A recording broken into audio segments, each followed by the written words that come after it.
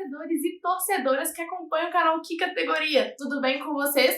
Me chamo Giovana Oliveira, sou estudante de jornalismo pelo 4º período do UniBH e junto com duas amigas do curso, a Carolina Manuel e a Juliana Faria, nós decidimos fazer um projeto para a matéria de projetos editoriais sobre a campanha histórica que o América vem vivenciando nessa Copa do Brasil. Nós três, em conjunto, percebemos que o momento que o América vive pela Copa do Brasil, chegando pela primeira vez nas semifinais do torneio, deveria estar aqui na estreia do quadro Analisando o Trem, que é um dos quadros que planejamos para esse projeto. E no vídeo de hoje, nós convidamos três grandíssimos torcedores americanos que nós conhecemos para conversar um pouquinho sobre toda a trajetória do América até aqui nas semifinais da Copa do Brasil. E com isso nós convidamos a Ana Paula, de 23 anos, jornalista, o Bruno, de 24 anos, estudante de Direito, e por fim, o Guilherme Rios, de 25 anos, publicitário. I never made it, but I know what it takes. I'm motivated by a mix of emotion, got my statement. Para iniciar esse episódio, vamos convidar aqui para esse momento o Guilherme Rios. Então, o Coelhão entrou na Copa do Brasil na primeira fase, jogando contra o Santos do Amapá, na cidade do adversário. A partida ficou empatada por 1-1 com o gol do Rodolfo, e pelas regras da Copa do Brasil, o empate já classificava o América. Naquele jogo, aquele primeiro demonstrativo do América pela Copa do Brasil, Guilherme, como você achou que seria o Coelhão nesse restante do torneio? Olha, eu fiquei grilado, na verdade, né? Porque o América classificou com regulamento, né? Porque não faz nem sentido, na verdade, né? Um clube que está melhor ranqueado ter a vantagem do empate. Até meio que sem nexo. E o América, né, historicamente, principalmente falando de Copa do Brasil, né, a gente já nos decepcionamos demais com times de menor expressão aí no Brasilzão. A gente pega o Águia de Marabá. Nossa, a lista é muito grande, gente. Então, tipo, aí você vê ali o Santos do Amapá empatando a partida. No final do jogo, não sei se você lembra, teve um lance praticamente no final do jogo que foi lance dos caras. Mas, tipo assim, tava no início do trabalho também, o Lisca tava chegando, se eu não me engano, foi exatamente na semana que ele chegou, depois ele comandou contra o Uberlândia, se eu não me engano. E ali estava naquela fase de transição também, tipo, pegando o elenco, já meio que implantando também a nova filosofia de jogo, né? Acredito que tenha testado algo diferente, que foi justamente isso que ele implementou durante a temporada, que fez onde a gente chegar onde a gente está hoje. Perfeito, agora vamos falar sobre a segunda fase. Nessa fase, o América encontrou o Operário de Ponta Grossa, na cidade também do rival, e ganhou por 2-0 com gols de Rodolfo e Felipe Augusto. Na terceira fase, jogou contra o Ferroviária de Araraquara, em 2 jogos disputadíssimos. No primeiro jogo, o América empatou por 0-0, e já aqui na Arena Independência ganhou por 1-0 e com gol no final do segundo tempo já do Rodolfo, que classificou para a quarta fase. Na quarta fase, o América encontrou a Ponte Preta, adversário um pouquinho mais complicado, em que no primeiro jogo no estádio Moisés Lucarelli empataram por 2-2, com gols de Marcelo Toscano e Felipe Azevedo. E no segundo jogo, o América já fez um jogo bem mais tranquilo, ganhando por 3-1 da Ponte Preta, com gols de Rodolfo, Alê e Felipe Azevedo. Agora vamos convidar aqui o Bruno para conversar um pouquinho. Bruno, para você, qual a importância desse ano de 2020 para o Coelhão? Melhores anos da história do clube, né? A gente tem o Lisca, que é uma figura que todo mundo adora, está sendo cobiçado por vários times. O América também está aparecendo na mídia nacional, não só municipal e estadual, né? Estamos fazendo uma boa campanha na Série B e na Copa do Brasil, né? Que é a segunda competição mais importante do Brasil. Então é um ano muito importante, mas ainda não acabou, né? Pode ser que seja, talvez, quem saiba, o melhor ano da carreira do clube, né? Já nas oitavas de finais, em um sorteio realizado pela CBF, o América encontrou com o Corinthians, com o primeiro jogo sendo na Neoquímica Arena.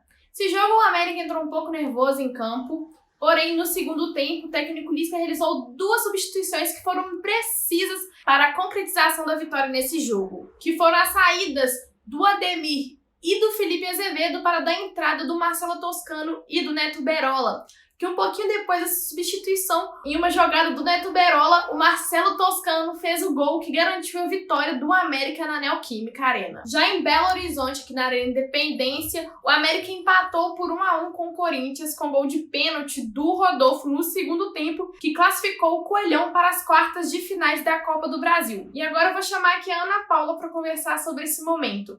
Ana, para você, qual foi a diferença do América de 2020, que conseguiu uma classificação histórica em cima do Corinthians, em que o América estava um pouco contestado nesse jogo, muitas pessoas não acreditavam na classificação do Coelhão, para o time de 2019, que perdeu a última rodada da Série B para o São Bento e não conseguiu acesso para a Série A. Então me fala aí, qual a diferença que você enxerga entre esses dois times? Confesso que eu acho que o técnico fez muita diferença, assim, não, além dos reforços, né? O Messias, eu acho que a volta dele foi fundamental, assim, quando ele voltou, já meu coração já até ficou mais calmo, porque desde sempre, na época de 2017, eu já era fã dele, então a volta dele foi muito marcante, além das contratações também, essa pegada de vontade, assim, que eu acho que o Lisca traz, eu acho que foi fundamental.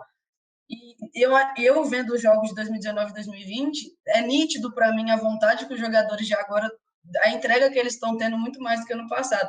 E eu acho que aquele jogo contra o São Bento é prova disso, porque se fossem os jogadores que julgassem, se os jogadores daquele jogo julgassem com a vontade de agora, era o último colocado, era tipo assim, era fácil. Então, um jogo fácil que faltou essa vontade. Então, acho que a principal diferença é essa entrega mesmo que eles estão tendo, justamente para poder fazer parte dessa história, né?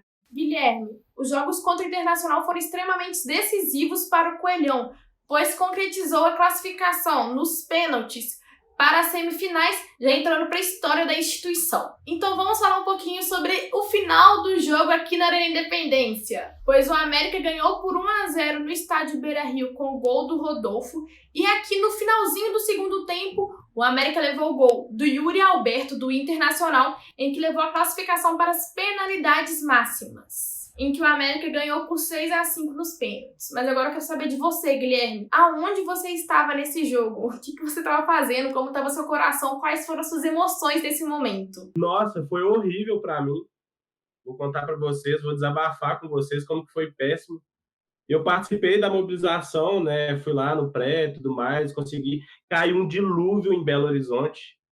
Então, antes do ônibus passar, tipo assim, faltava 5 minutos para o ônibus passar, estava caindo um dilúvio. Quando faltou exatamente 3 minutos para o ônibus passar, parou exatamente de chover, tudo aconteceu. A gente foi, mobilizou, fez a parada acontecer, rolou. Tive que pegar meu carro e ir lá para casa dos meus pais, porque eu participo da Go Live da Copa do Brasil. Aí eu tenho as entradas ao vivo e tudo mais, aí eu tenho que ficar sempre perto do PC, né? E quando a América, tipo assim, faltava 1 minuto para o jogo acabar, eles me chamaram para encerrar a partida comigo, eu comemorando. E eu tava, tipo, ao vivo, falando assim, não, galera, que bom eu estar aqui passando com vocês esse momento, 1-0, beleza. Aí chega o Phelps e fala assim, gol do Inter. E eu tava, tipo assim, meu rosto, assim, tal, e eu, não, gente, para com essas brincadeiras, não é sério, gol do Inter. Aí eu só vi minha mãe chegar e falar assim, Guilherme, foi gol do Internacional no último lance. Virei meme, já, na hora. Minha cara congelou, assim, na tela, assim, ó, já era. Aí eu falei assim, não, bora, não chegamos aqui para desistir agora. Aí eles ficaram me filmando nas disputas de pênalti. As minhas reações a mim e da torcedora do Inter, na Fê, que é a influenciadora lá do Sul. Aí nós ficamos filmando e tudo mais. Aí quando rolou o último gol, eu levantei, saí correndo e fui embora da transmissão. Não aguentei. Voltei lá para Independência. Bruno, todos os jogos foram sem dúvida nenhuma super emocionantes. Mas agora queremos falar sobre o atual momento que estamos vivendo, que é a pandemia do Covid-19. As torcidas, os torcedores não estão podendo acompanhar esse momento de perto. Como vocês, torcedores, torcedoras, estão fazendo para que esse elo entre o time e a torcida, nesse momento, só fortaleça? E como você acha que eles recebem esse apoio da torcida? Com certeza, né? A gente vê o crescimento das redes sociais do clube, né? O Twitter, o Instagram, o Facebook. Nós, torcedores, enviamos muitas mensagens para os jogadores. Eles acabam nos respondendo na maioria das vezes, né? Então, com certeza, eles sentem a nossa presença, mesmo de longe, não podendo ir nos estádios. Guilherme, você foi um dos idealizadores das recepções que a torcida americana fez nos jogos contra o Corinthians e contra o Internacional. Quero saber de você, como que foi participar desse momento? Na verdade, foi tipo assim, muita coisa que é legal de ser americano, na verdade, passa-se também por ser uma torcida até relativamente pequena, é a aproximação que a gente tem com todos, né? E a capacidade mesmo de desenvolver alguma coisa, seja uma ação social, seja uma mobilização. Então, sempre que a gente lança, chega com a ideia, a galera executa e faz acontecer. Então, tipo, quanto o Corinthians foi uma grave surpresa. Eu, de fato, né, foi uma ideia que eu lancei ali, né, de loucura, Twitter, então, galera, eu tô pensando em fazer isso, tudo mais, blá, blá, blá, blá, blá. A galera simplesmente comprou a ideia, rolou o grupo, a gente preferiu não divulgar, até mesmo porque, né, a gente não quer incentivar a questão de aglomeração, que politicamente é incorreto, é foda, não consegue manter todo mundo de máscara, e acaba que quem está organizando passa, né, tipo assim, a ser responsável, ser passível de sanções. É muito complicado organizar uma situação dessa. Até mesmo por isso que eu falei que eu não queria tal falar, mas agora já foi, é de coração, é pelo América, então vale. Nós fizemos e deu tudo certo. E isso deu gás para o jogo contra o Internacional, né? Então, tipo assim, a gente também deu muita sorte que o segundo jogo foi novamente em casa, né? E é difícil você fazer uma mobilização porque você fica dependente do primeiro jogo. Porque vai que você faz toda a mobilização, a América perde de forma catastrófica o primeiro jogo, não tem clima para o segundo. E foi uma coisa que favoreceu demais a mobilização, com a América venceu os dois primeiros jogos fora.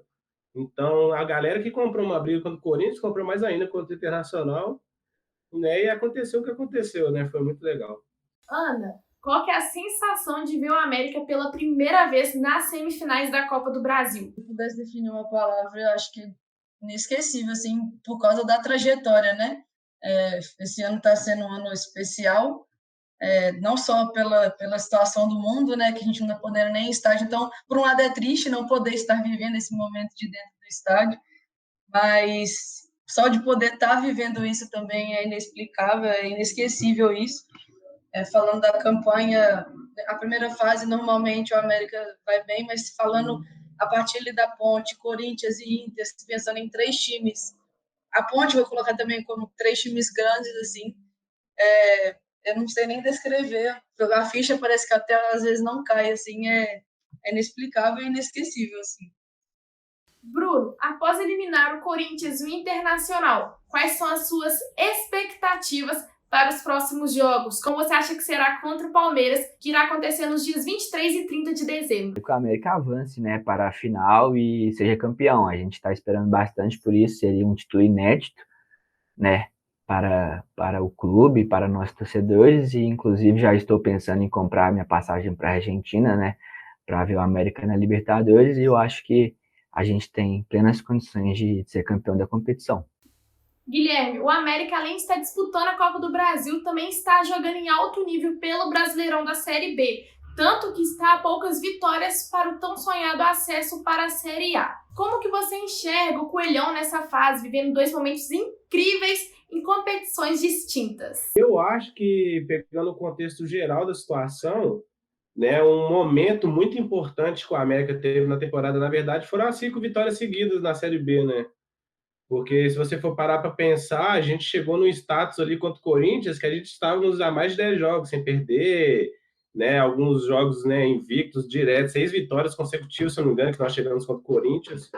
Então, tipo assim, isso também deu cancha, né? Você pega até a própria mídia esportiva brasileira, todo mundo noticiava que o América era favorito contra o Corinthians, né? E eu acho que isso favoreceu demais o América, né? Porque coloca pressão do outro lado.